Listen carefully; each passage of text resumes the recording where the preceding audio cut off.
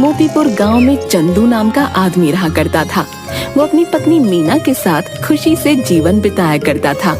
एक बार जब धान की रोपाई चल रही थी, सभी तैयार होकर खेतों की तरफ जाने लगे। मैं जा रहा हूँ खेत पर, तुम बाद में आ जाना खाना लेके, और भाग्यवान जरा लस्सी भी लेती आना थोड़ा सा। ठीक है, आप जाइए, मैं ले आऊंगी।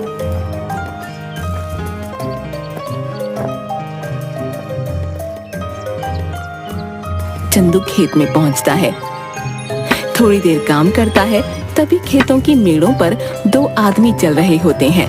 उनमें से एक आदमी छाता लेकर चल रहा होता है।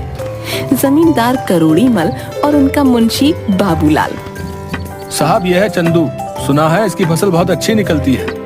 इस बार 8 बोरी चावल के लिए इसे बोल देते हैं। करीब है, 2 पैसा कमा लेगा तो दुआ ही देगा। ठीक है बाबूलाल, जाके इसे बता दो। जी मालिक। अरे ओ चंदू, सुन तो। क्या बात है बाबूलाल भाई? जमींदार साहब तुझसे मिलना चाहते हैं। मुझसे मिलना चाहते हैं? क्यों? अरे वो तेरी फसल खरीदना चाहते हैं। जा जल्दी जा। जी जमींदार साहब। आओ चंदू आओ, सुना है तुम्हारी फसल बहुत अच्छी होती है। क्या इस बार की फसल तुम हमें बेचना चाहोगे? बाजार के दाम से अच्छा दाम दे दूंगा। ये तो हमारे लिए खुशी की बात है साहब। तो फिर ठीक है, जिस दिन फसल ठीक से तैयार हो जाएगी हमें बता देना। हम आदमियों को भिजवा देंगे, तुम्हारी फसल काटने में वो सब तुम्हारी मदद करेंगे और तुम्हारे घर पर पैसे भिजवा देंगे। उसके बाद जमींदार चला जाता है। चंदू फिर से खेत में वापस आकर काम करने लगता है। थोड़ी देर बाद मीना वहाँ आ जाती है। सुनिए जी, आ जाइए, आपके लिए खाना लेकर आई हूँ, और हाँ, साथ में लस्सी भी लाई हूँ। आता हूँ। इसके बाद चंदू मीना के पास पहुँच जाता है।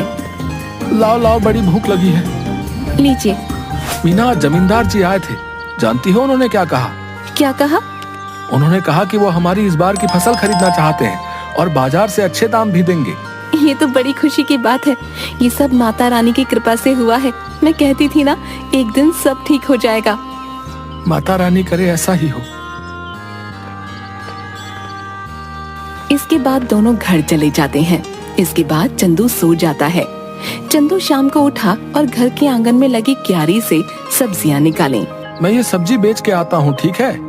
सुनिए, आप समय से आ जाइएगा, रात होने से पहले। ठीक है। उसके बाद मंडी में सब्जियां बेचकर वापस आते वक्त एक मछली के ठेले के पास। मछली कैसे दे रहे हो भाई? भाई चंदू सुनो, तुम ये दोनों ले जाओ 100 रुपए में, मुझे जरा जल्दी घर जाना है। ये लो भाई 100 रुपए। आज मीना को कहूंगा मछली के गर्मा गर्म पकौड़े खिला दे। चंदू घर पहुंचा। अरे ओ मीना, कहाँ हो? ये लो मछली। आज पकौड़े खाने का दिल कर रहा है, जरा बना दो। जी हाँ ठीक है, लेकिन पहले आप हाथ मुंह धो लीजिए। इसके बाद मीना मछली पकाने लग गई। अरे वाह, तुम्हारा कोई जवाब नहीं। आहा, क्या पकौड़े बनाए हैं, वाह वाह वाह। इसी तरह कई महीने बीत गए। चंदू के खेतों में सोने की तरह चमकने वाली फसल तैयार हो गई। मीना, मैं खेत में जा रहा हूँ, जमींदार के आदमी पहुँचते ही होंगे। ठीक है। चंदू खेत में गया। चल चंदू, तैयार हो जा, बहुत काम करना बाकी है आज। जमींदार के आदमी वहाँ पहुँच गए। चलिए सब काम पर लग जाते हैं। सेठ ने कहा है जल्दी से सारा काम निपटाकर फसल चंदू के घर पहुंचा देना। सबने मिलकर फसल काटी और 8 बोरियां तैयार कर दी। तभी वहाँ मीना आई। ये क्या, इतनी जल्दी काम भी हो गया? मीना, इसीलिए तो कहते हैं कि एकता में बल है। जो काम मैं अकेला 2 दिन में करता, वो हम 4 लोगों ने मिलकर कुछ ही टाइम में कर दिया। इसके बाद सबने मिलकर बोरियां चंदू के घर तक पहुंचा दी। हम सब कल आके ये बोरियां सेठ के घर ले जाएंगे। चलिए हम चलते हैं। चलो, आज का काम भी खत्म हुआ, बस अब कल का इंतजार है। उसने सारी बोरियां घर में रख दी। तभी आधी रात को चंदू के घर के बाहर कुछ चोर बात करते हुए। सुनो सबके सब, ध्यान से घुसना। अगर हम खाली हाथ लौटे तो सरदार हमें छोड़ेंगे नहीं। सब धीरे धीरे चंदू के घर से सारी बोरियां चुरा कर ले गए। चंदू की बीवी, सुनिए जी, उठिए ना, देखिए क्या हो गया। क्या हो गया? चंदू उठिए, उठिए ना। क्या बात है भाग्यवान, ऐसा क्या हो गया जो तुमने सारा घर सर पर उठा लिया है? गोदाम से सारी बोरियां चोरी हो गई हैं। क्या चोरी? कहाँ पे? गोदाम में आइए और खुद ही देख लीजिए। हे भगवान, ये क्या हो गया? जमींदार जी के आदमी कभी भी आ सकते हैं। माता रानी, मैंने किसी के साथ कुछ बुरा नहीं किया, फिर भी मेरे साथ ही क्यों? चंदू घर की सीढ़ियों पर बैठ जाता है। चंदू की आंखों से आंसू आ रहे थे। तभी वहां जमींदार के आदमी आ गए। अरे भाई चंदू, बोरियां तैयार है ना? नहीं भाई, कल रात को ही किसी ने अनाज की बोरियां चोरी कर ली हैं। ये क्या कह रहे हैं भाई? जमींदार जी कहीं गुस्सा ना हो जाए। तुम तो उनका गुस्सा जानते हो ना। चलो उनसे बात तो करनी ही पड़ेगी। चलो अब। चंदू बाबूलाल के साथ जमींदार के घर गया। क्या चंदू, तुम सब खाली हाथ क्यों आ रहे हो? जमींदार जी, कल रात को हमारे घर में चोरी हो गई। सुबह देखा तो गोदाम से सारी बोरियां गायब हो चुकी थी। कहीं तुमने किसी और को तो बेहतर दाम के चक्कर में नहीं बेच दी? नहीं जमींदार जी, मैं सच कह रहा हूँ। सेठ जी, एक ही गांव में रहना है हम सबने। भला झूठ बोल के कितने दिन बच पाऊंगा? ठीक है, लेकिन अगर मुझे पता चला कि तुमने किसी और को दिया है, तब देखना कि मैं क्या करता हूँ। कुछ दिन तक चंदू और मीना दोनों उदास थे। चंदू सब्जियों को बाजार में बेचता और जो भी कमाता उसे बहुत ध्यान से घर खाना खाने बैठा। सुनिए ना, कितने दिन हो गए हमें इस तरह सब्जियां बेचते हुए, लेकिन हमारा घर मुश्किल से चल पा रहा है। घर के भी हालात ठीक नहीं है। हमारा गुजारा सिर्फ सब्जियां बेचकर नहीं हो सकता। पहले तो अनाज बेचकर हम अच्छे खासे पैसे कमा लेते थे, जिसमें साल भर थोड़ा थोड़ा करके घर चल जाता था। लेकिन अब तो हमें अगली फसल के पक जाने तक इंतजार करना होगा। आप बताइए ना, ऐसे कैसे घर चलेगा? मैं जानता हूँ, लेकिन मैं क्या करूँ, समझ नहीं आ रहा। अचानक चंदू थाली में रखा अचार रोटी के साथ खाने लगता है। अरे भाग्यवान, अचार! क्या अचार? क्या मतलब है? मैं आपको अचार की तरह दिखती हूँ? आप मेरे बारे में ये सब सोचते हैं? नहीं भाग्यवान, मैं तो कह रहा था कि हमारी समस्या का समाधान है ये अचार। कैसे? मेरी बात सुनो ध्यान से। तुम अचार बनाना और मैं अचार लोगों के घर जाके बेचूंगा। पहले हम लोगों को अचार का स्वाद चखाएंगे, उन्हें पसंद आया तो वो खरीद लेंगे। अगर पसंद नहीं आया तो? अरे कैसे नहीं आएगा? मेरी मीना ने जो बनाया है, अंग्रेजी में क्या कहते हैं, फंटास्टिक अचार बनाती हो तुम। है आपने अंग्रेजी कब सीखी? तुम मुझे कम मत समझो। What are you doing? I am very well। देखा? आप तो बड़ी अच्छी अंग्रेजी बोल लेते हैं। दोनों हंसने लगते हैं। इसके बाद मीना अचार बनाने लगी और मीना ने अचार डिब्बों में पैक कर दिया और चंदू चल पड़ा साइकिल लेके। चंदू एक घर पर जाकर रुका। घर पे कोई है भाई? अरे चंदू भैया, आप यहाँ कैसे? ये क्या ले आए? अचार बेचने का काम शुरू किया है, इसीलिए घर घर जाके बेच रहा हूँ। अचार खरीदना चाहेंगी? जरूर, जरा चखाना तो भैया। औरत ने अचार चखा तो उसे बड़ा पसंद आया। भैया ऐसा करो, 1 किलो दे दो। कितना हुआ? 150 रुपए में। ठीक है भैया, अभी पैसे लेकर आती हूँ। चलता हूँ बहन। ऐसे करते करते चंदू दूसरे घर गया। रमेश भैया घर पे हो? अरे चंदू, तू कैसा है भाई? और कैसा चल रहा है सब? उस चोरी के बारे में सुनकर बहुत बुरा लगा यार जान के। जाने दो भाई, क्या कर सकते हैं। अच्छा ये बताओ, अचार खरीदते हो बाहर से? हाँ, क्यों? मैंने अचार बनाना शुरू किया है। क्या बात है, जरा चखाओ तो। चंदू ने उसे थोड़ा सा चखने को दिया। अरे वाह, किसने बनाया? मीना ने। भाभी को कहना बहुत अच्छा अचार बनाती हैं, बड़ा ही कमाल का। बताओ भाई, खरीदोगे? हाँ भाई, क्यों नहीं, दूसरों से भी तो खरीदता ही हूँ, इससे अच्छा तुमसे ना खरीद लूं। ये बताओ कितने में बेच रहे हो? 150 रुपए किलो। ठीक है भाई, 2 किलो दे दो। चंदू ने पैक करके दे दिया। धीरे धीरे उसका सारा अचार बिक गया। चंदू घर पहुंचा। मीना, आप आ गए? कैसा गया आज का दिन? किसी ने खरीदा कुछ अचार? कुछ तो नहीं खरीदा किसी ने। मैंने कहा था ना, मेरा अचार इतना भी खास नहीं है। आपका विचार ही गलत था इसे बेचने का। पूरी बात तो सुन लो। लोगों ने कुछ नहीं, सब कुछ खरीद लिया। देखो जाकर टोकरी में। मीना टोकरी के पास गई। उसने देखा कि टोकरी तो खाली है, यानी कि सारा का सारा अचार बिक गया। मीना बहुत खुश हुई। अब बस तुम ऐसे ही बनाते रहो और मैं घर घर जाकर बेचता रहूंगा। मैं कहती हूँ ना, आप ऐसा करिए, पास के गांव में भी बेचना शुरू करिए। क्या पता वहाँ के लोगों को थोड़ा बहुत पसंद आ जाए। अब हम जितनी जगह जाकर बेचेंगे उतना ही तो हमारा फायदा होगा ना। कल से आप थोड़ा और अधिक अचार लेकर जाना और दूर दूर के गांव तक भी जाना। ठीक कहा तुमने, मैं ऐसा ही करूंगा। कल से तुम ज्यादा से ज्यादा अचार बनाना शुरू करना।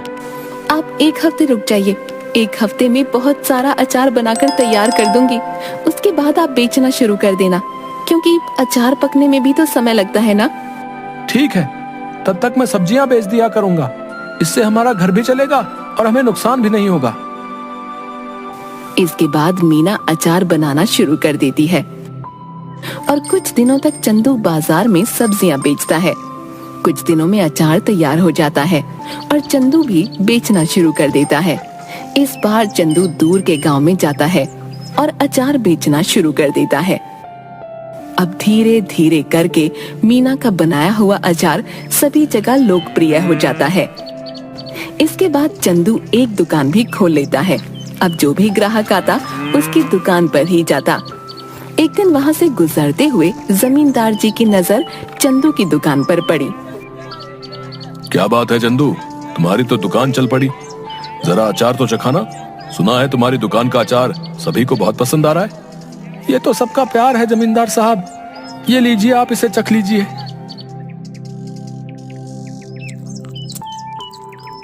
ये तो बड़ा स्वादिष्ट है।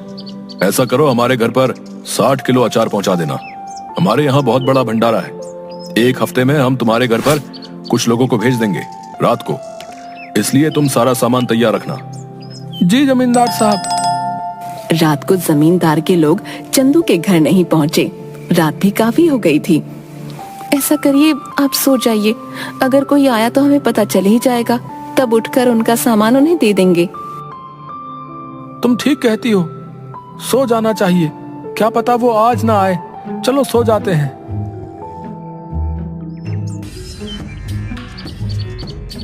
अगले दिन जब चंदू और मीना उठे तो घर में फिर से चोरी हो चुकी थी।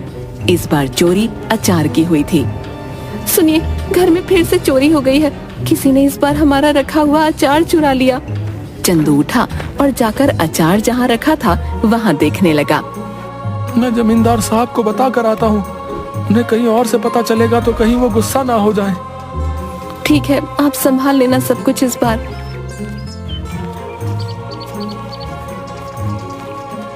चंदू जमींदार साहब के घर गया। जमींदार साहब, इस बार फिर से आपके लिए जो हमने अचार तैयार किया था वो चोरी हो गया। ये हमेशा मेरे साथ ही क्यों हो रहा है? मैं तुमसे कुछ भी मंगाता हूँ और वो तुम्हारे घर में चोरी हो जाता है। मुझे लगता है तुम मुझे अपना सामान बेचना ही नहीं चाहते। ठीक है, मैं भी नहीं खरीदूंगा आज के बाद तुम्हारा कोई सामान। जाओ। ऐसी बात नहीं है जमींदार साहब, अब खुद ही सोचिए। मैं आपसे दुश्मनी क्यों मोल लूंगा? आप चिंता मत करिए, मैं आपके लिए दोबारा से 60 किलो का अचार तैयार करता हूँ। ठीक है, अगर इस बार कुछ हुआ तब देख लेना। चंदू अपने घर गया और सोचने लगा कि अब इस चोर को कैसे रोके। इस बार चंदू ने बहुत सारे मटकों को एक जगह पर रखा और चला गया। अचानक आधी रात को आवाज आई। सारे के सारे चोर दर्द से चिल्ला रहे थे। अब जैसे ही चंदू उस कमरे में गया जहाँ पर अचार रखा हुआ था, तो वहाँ देखा सारे के सारे चोर जमीन में लेटकर चिल्ला रहे थे और अपनी आंखें मल रहे थे। ये क्या कर दिया? कोई बचाओ हमें। पानी पानी दो हमें कोई। अरे हमारी आंखें जल रही हैं। अब आया ना मजा? मेरे घर में जैसे तुम्हें आदत ही पड़ गई है चोरी करने की। क्या मजा आता है तुम्हें ये करके? है इतना दिमाग चोरी में लगाते हो, कुछ और कर लेते ना, अभी तो चैन से अपनी जिंदगी बिता रहे होते। पर नहीं, तुम्हें तो चोरी ही करनी है। लो करो अब चलो बताओ, क्यों कर रहे थे चोरी? ये सब हम अपनी मर्जी से नहीं कर रहे थे, हमें सब करने के लिए बाबूलाल ने कहा था। क्या बाबूलाल? भला उसे क्या जरूरत पड़ गई? ये तो मुझे नहीं पता, आप हमें माफ कर दीजिए, अब पुलिस को मत बुलाना बस।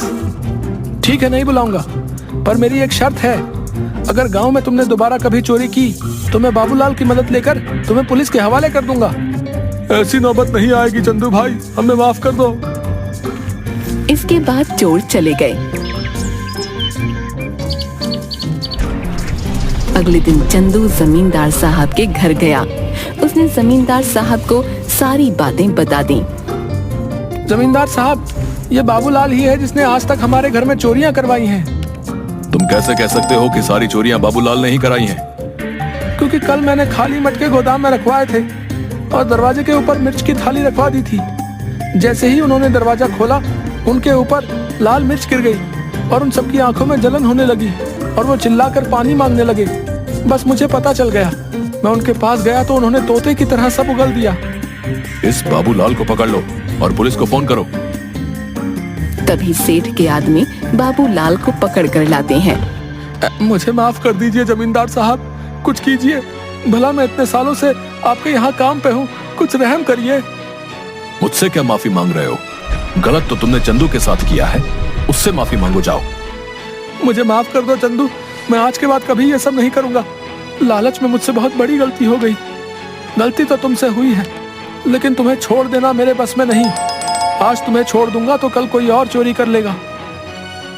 उनके पास एक सबक जाना चाहिए कि जैसा करोगे वैसा भरोगे, इसलिए मुझसे किसी चीज की उम्मीद मत रखो। तभी तो पुलिस वाले आकर बाबूलाल को गिरफ्तार करके ले जाते हैं। भाइयों, अचार ले आओ। बहुत सारे आदमी अचार के भरे मटके ले आए।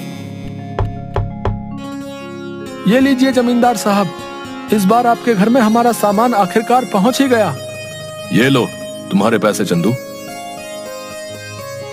तुम सच में ईमानदार और मेहनती किसान हो, हमें तुम पर नाज है। आपका बहुत शुक्रिया सेठ जी। चलिए अब मैं चलता हूँ। इसके बाद चंदू अपने घर लौट गया और इसके बाद से चंदू के घर में कभी कोई चोरी नहीं हुई और चंदू का काम बहुत अच्छे से चलने लगा।